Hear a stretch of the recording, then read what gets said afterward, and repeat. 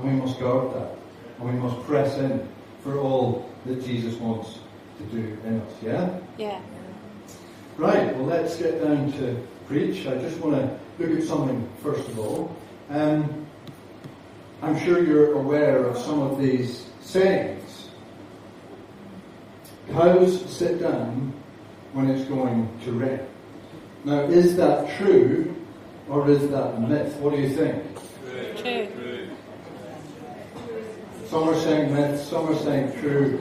Actually, it's true-ish.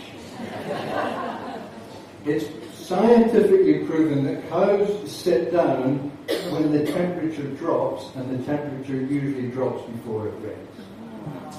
So there you go. What was that? What are you saying? Don't you work for the Scottish Tourism Board? Right? Next one. Eating chicken soup when you're not well makes you feel better. Yeah, true. Of course it is. Well, it is actually true. It's been shown that chicken soup affects the white blood cell count, that affects the inflammation and reduces it, and therefore makes us better. So there you go. Any vegans in the house? Sorry about that. Red sky at night, shepherd's delight. Red sky in the morning, shepherd's morning. Old wives' tale? Jesus said He's right. Yeah. It is actually true. Red sky at night means that high pressure. Red sky in the morning means low pressure on the way. We're in for some bad weather. Number 4. You'll catch a cold if you go out in winter without a coat. Now, is that just something that grandmothers and parents say to their children, or is this actually true? False. I think we need a show of hands on this one. So, hands up if you think it is true.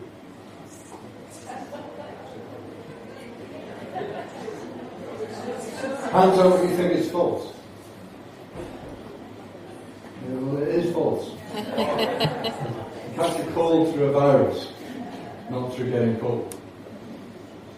Okay, sitting too close to the TV and make you go blind. I can hear some parents in the room frequently use that one. Is that true? No, it's not. It's false. Absolutely false. There is no evidence to support that sitting close to the TV can in any way damage your eyes. In fact, children can focus way up close and it doesn't have any effect on their eyesight. Sorry, moms and dads. It's just what's here. Getting to the truth. What about the Apollo moon landing? Slightly controversial. Did it happen? Hands up if you think it's true. A lot of cynics in there. Hands up if you think it's false.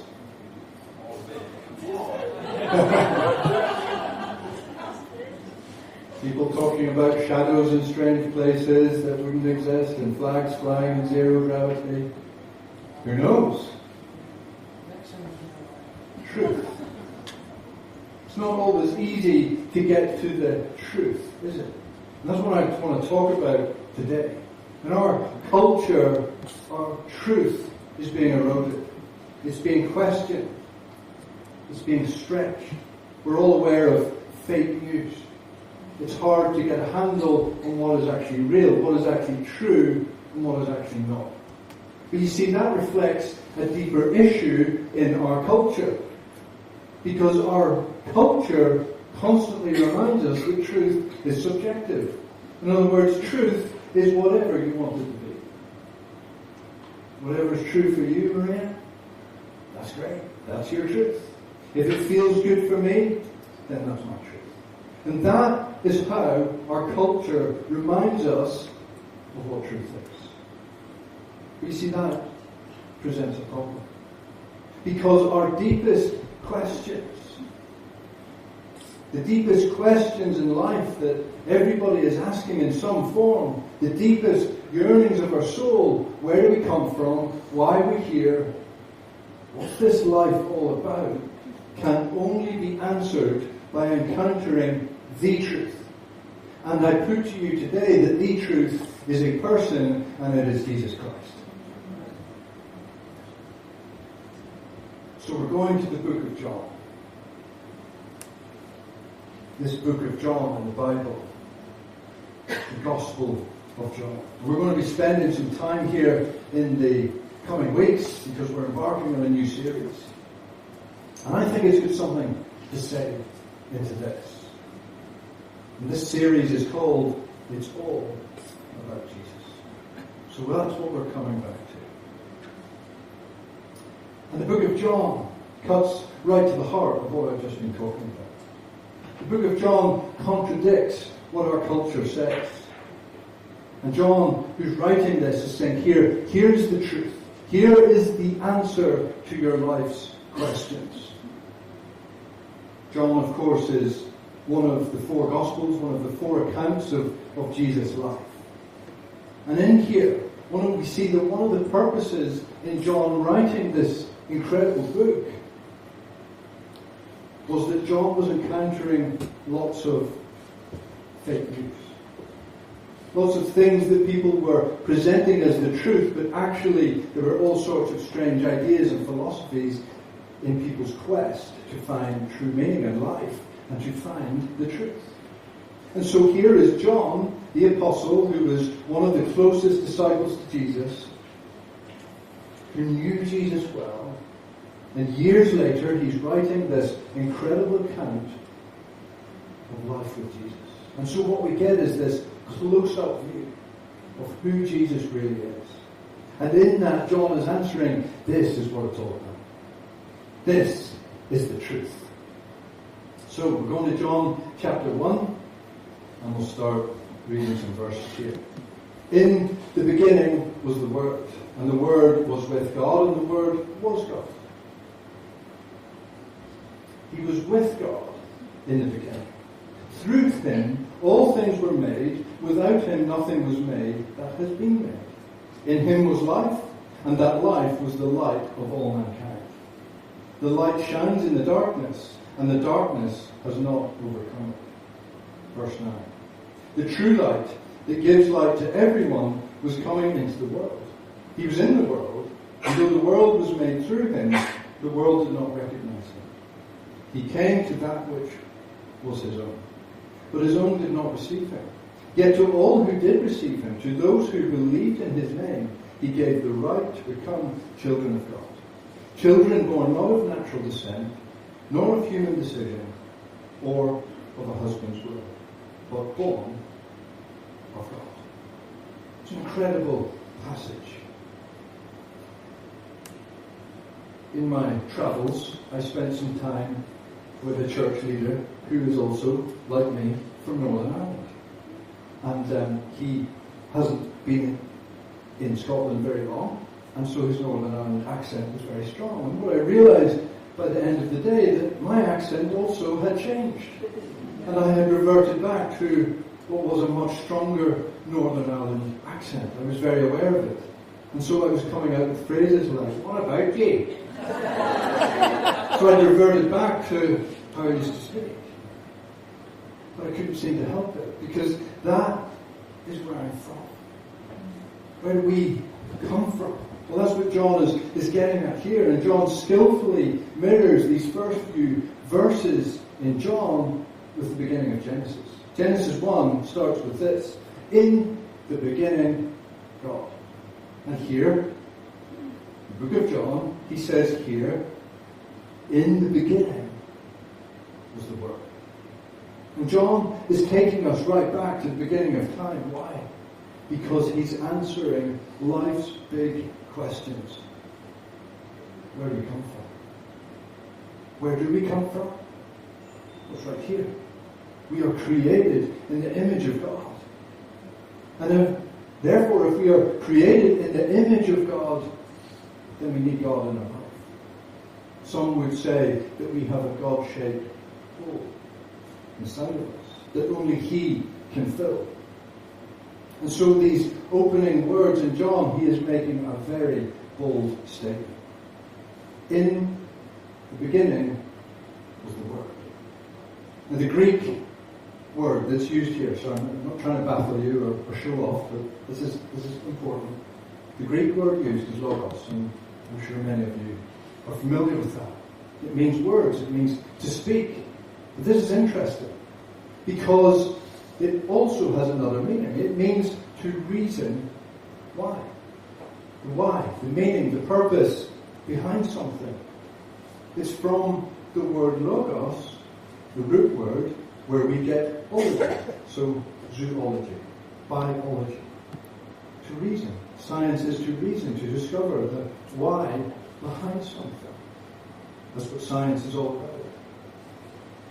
And the Greek word for life is bios.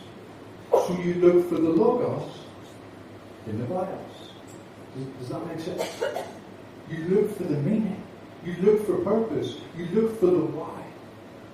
And so when the New Testament writers are using the word here, logos, it wasn't just for words. It wasn't just words that speak. It was words with meaning and purpose. Here is the reason why. It's referring to our word, the Bible. Isn't that quite incredible? And so what it says here is, in the beginning was the Word, the Logos. God speaks. The Logos was with God, and the Logos was God. In other words, here's the reason why. Wow. Here is the source of life. The meaning of life is found in God. As we read Scripture, the Word, the Logos, then we are discovering purpose and meaning of life. Want the answers to life's big questions? Well, here is the Logos in the Bios. The meaning of life. Where do we come from? Why are we here? It's found in God. But now it gets personal. Look at this. Verse 14. The Word became flesh and made his dwelling among us. We have seen his glory, the glory of the one and only Son, who came from the Father, full of grace and truth. Verse 16. Out of his fullness we have all received grace in place of grace already given. For the law was given through Moses. Grace and truth came through Jesus Christ. Here, John is showing us, revealing the Trinitarian three-in-one God. In this passage, we see God the Father, God the Son, and God the Holy Spirit. Here is the identification to the Word, to the Logos, the source of life. Where do we find true meaning in life? In the Son of God. Here's the Logos in the Bios. Jesus is the source of life. Jesus Christ, fully God, but fully man. It says the Word became flesh. Creator God reveals himself in Jesus Christ. Guys, this is very good news. I said this is very good news. Hallelujah. You haven't got a little bit through about it, have you? Now, it's Suzanne's birthday next week. And I was looking for some suitable gift. I didn't go into a shop or anything. Try not. I was looking online and came across some funny things. And I actually found this. It caught my attention just because it was so ridiculous. 18 karat gold with 188 high quality diamonds headphones. You fancy that, do you? Well, right, because they cost £3,900. So, I'm sorry. She's worth it. I mean, is that a bit crazy? Sorry, I don't mean to offend anyone if you gone out and bought a set of those headphones. I did get it. Do you want to know where I got it? No. But it's a secret. Actually, I got her a chair. Don't look at me like that. Okay. I didn't mean a wheelchair, not something for later in life. It's a chair that she really wants. No, you don't.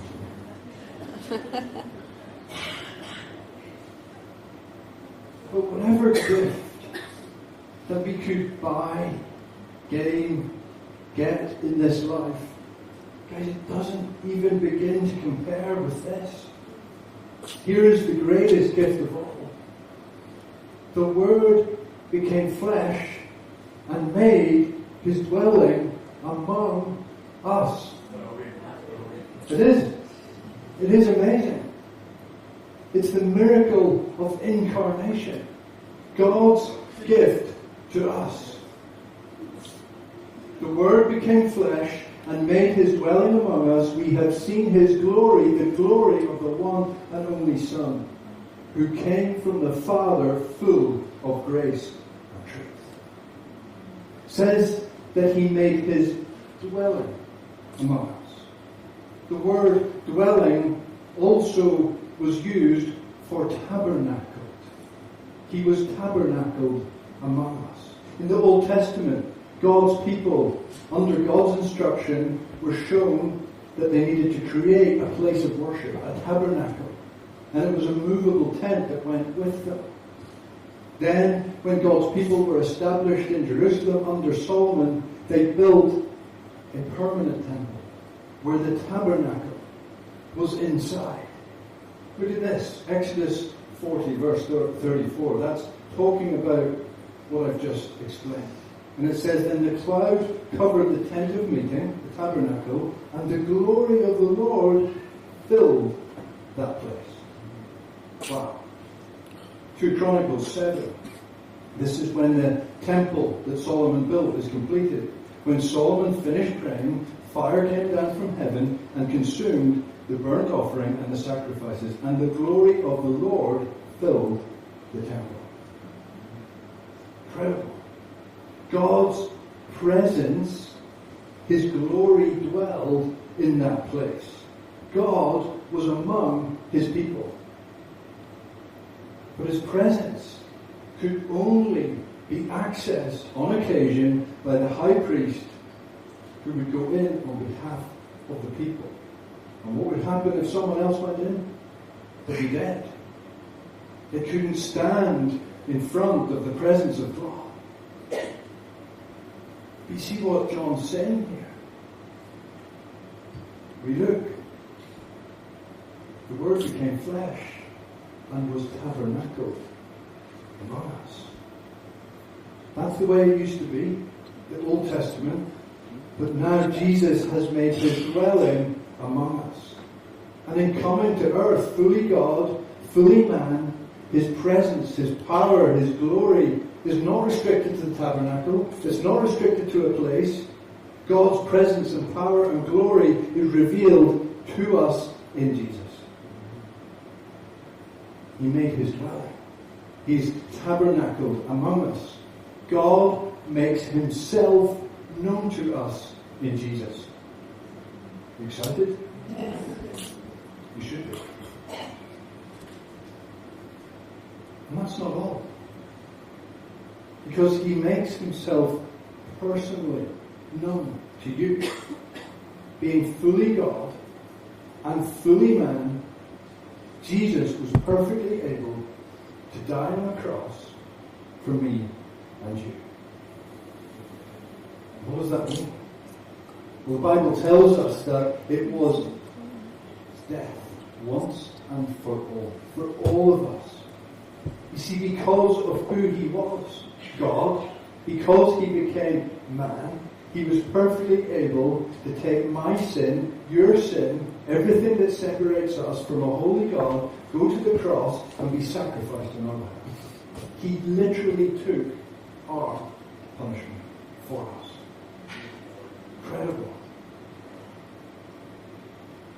But look at this.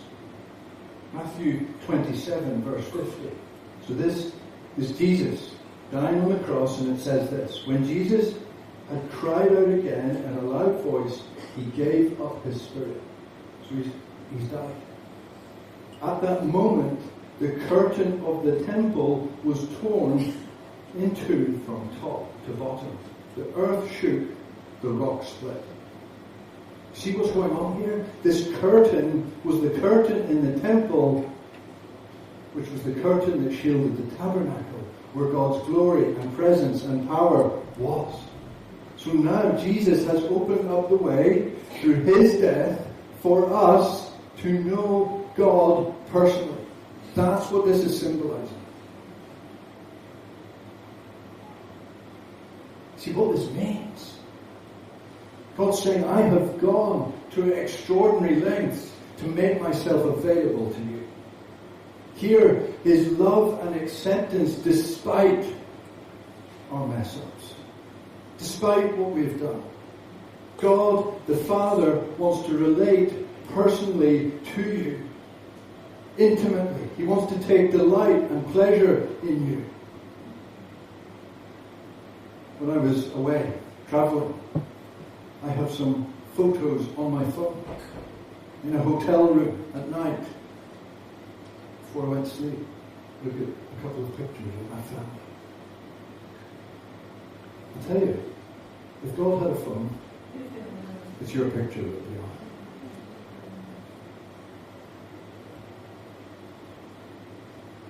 The Word became flesh and made his dwelling among us. We have seen his glory, full of grace and truth. Culture says truth is whatever you want it to be. Whatever you feel like doing, great for you. That's your truth. No, that's not right. Truth is the person of Jesus Christ.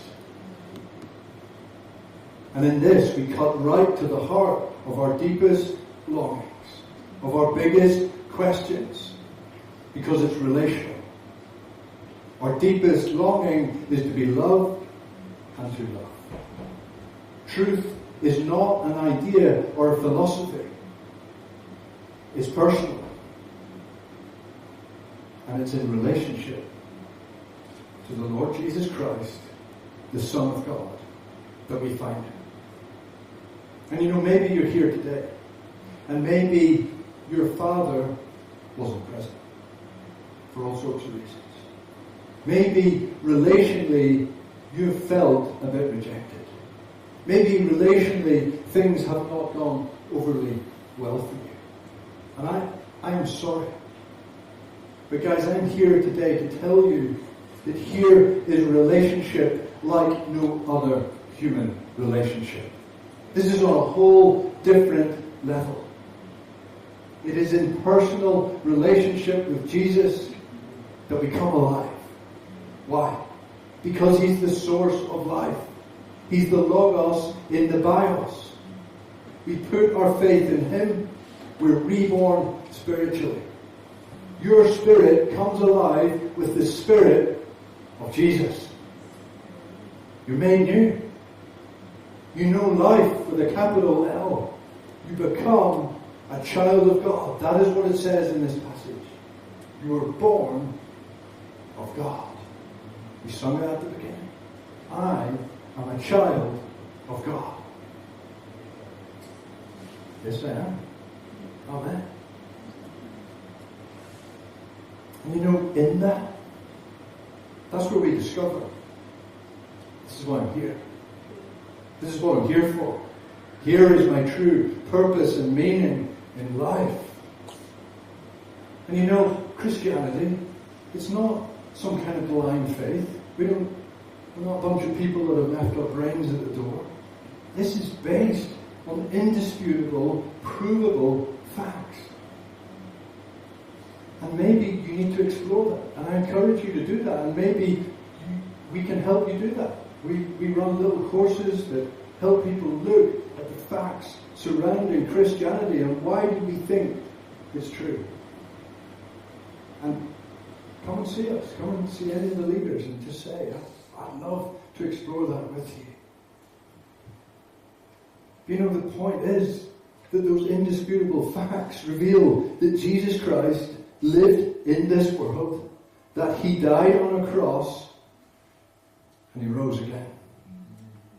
And I'll tell you what, anyone that can predict his own death and resurrection and pull it off, I'm with him. That's good enough for me. I'm in.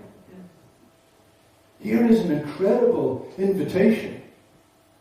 So let me ask you today, do you know Jesus Christ? And I need to ask that because I need to be true to what I see as the truth here. Do you know Jesus Christ? Yes. Yes. I was reading about this.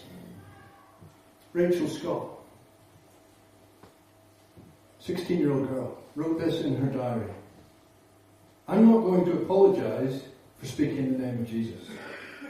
I'm not going to hide the light that God has put in me. If I have to sacrifice everything, I will. On April the 20th, 1999, Rachel Scott went to school, which is Columban High School, and in her first class, a gunman entered the building, put a gun to her head, and said, "Do you believe in God?" And she was shot, killed. She's better off. Tough stuff, but she is living with Jesus. She personified this. Now, that isn't just faith, that is conviction. And guys, that's the kind of faith that I'm talking about. Where are we with Jesus? Do we absolutely know him? Because you can. How do we step into this relationship? Well, it's right here in the passage. Yet to all who receive him, to those who believed in his name, he gave the right to become children of God. How incredible. We place our faith in Jesus. We say, Jesus, you are my Savior. You died for me. You did everything for me to be reunited in relationship through you to God. We're in. That's putting our faith. That is to receive Jesus. And we repent and turn from the life we're living, and he fills us with his life. What could be better? I'm telling you, it's the best gift that we could ever know. And I know that there are many people in this room that experience that, know that, and live for that. Daniel, 13 years old, knows that. Jesus makes a difference in his life every day. Is Jesus making a difference in your life? You know, maybe you've been going to church for years. Do you know Jesus Christ?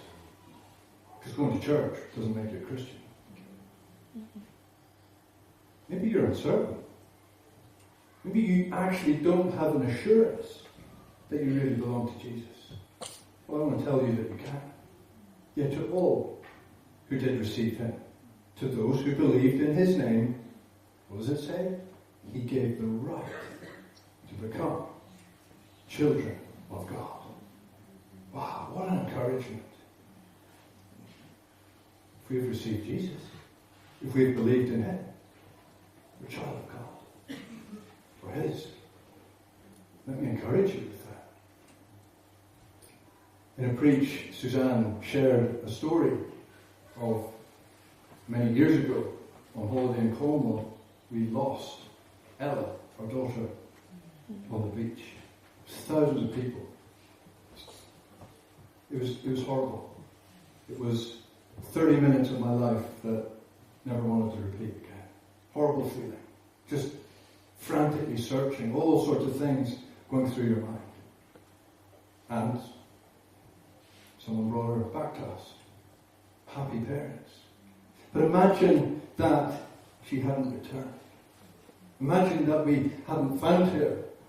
Well, how would that roll out? We get in the car and I'm trying to console Suzanne. What would I say?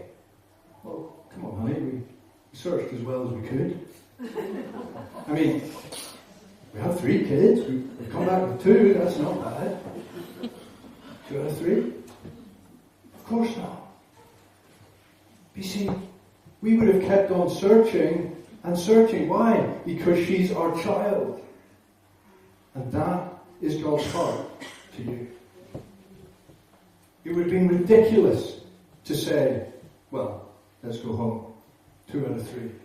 It's equally ridiculous that God chooses some and not others.